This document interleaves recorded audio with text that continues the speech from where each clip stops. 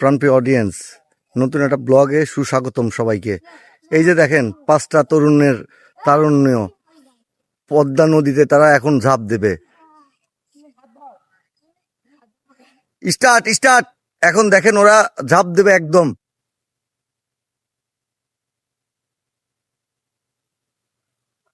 অসাধারণ মোমেন্টাম। এটা আসলে পদ্মা নদীর একদম মেইন পদ্মা এর পাশেই সোলার প্যানেলের বিশাল কারুকার্য করেছে। এখান থেকে জাতীয় গ্রিডে বিদ্যুৎ যোগ হয়। বাংলাদেশের বিদ্যুৎ উৎপাদনে এই সোলার প্যানেল থেকে কিছু বিদ্যুৎ উৎপন্ন হয়।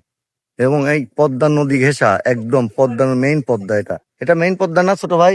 হ্যাঁ, এটা পদ্মার শাখা।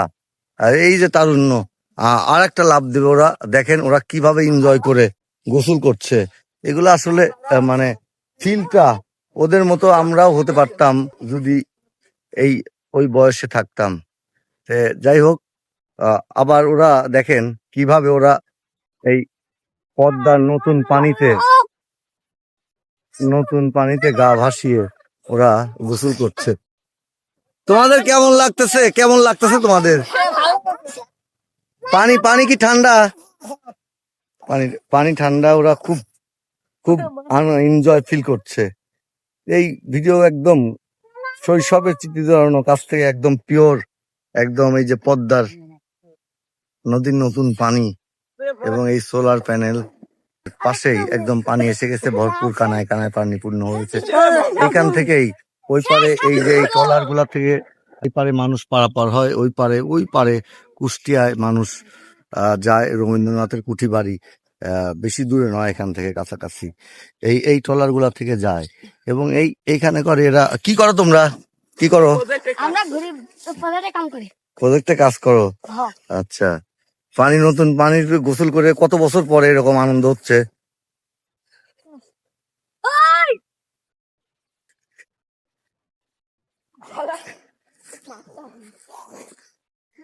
এই হচ্ছে প্রকৃতির রূপ। দেখেন এই মাঠ কলা গাছ সব ডুবে গেছে, মিষ্টি কুমড়ার ঘের সব ডুবে গেছে।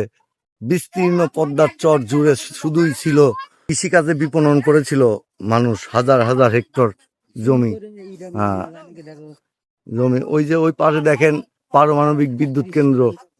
এখান থেকে এই দেখেন জুম করে আসে না, ওই যে আসে, হ্যাঁ আসে। দেখেন পারমাণবিক বিদ্যুৎ কেন্দ্র প্রকল্পের চুল্লি দেখা যাচ্ছে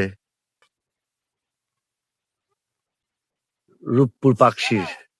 যাই হোক, এটা সুন্দর একটা মোমেন্ট। আমি যে গোসল করছে আর একজন এখানে। শৈশবের এই মুহূর্তগুলা অনেক মধুর ছিল।